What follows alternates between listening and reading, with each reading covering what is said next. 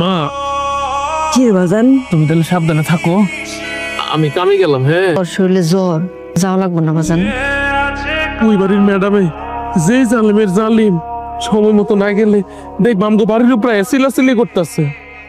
তাছাড়া আজকে 4-5 দিন হয়ে গেছে তুমি ওষুধ খাও না, তোমার ওষুধ তো শেষ হয়ে গেছে।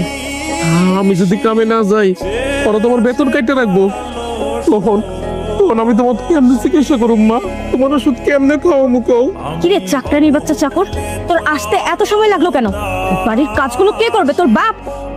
ম্যাম সাহেব, আপনার একটা কথা কই, আপনি আমার মারেন কাটেন যাই করেন, কিন্তু আমার বাজান হলে কোনো কথা কইল না। আমার বাজান তো পৃথিবীতে নাই, অনেক আগে বইরে গেছে।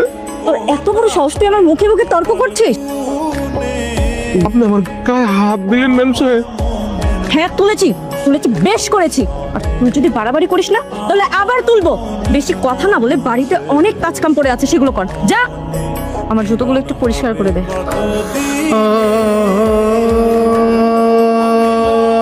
আজকে আমি বুঝতে পারছি আমার মা হঠাৎ করে এমন অসুস্থ হয়ে গেছে। কে এই বাড়িতে কাম করতে আয়া অত্যাচার অবিচারে আমার মাটা এমন অসুস্থ হয়ে গেছে।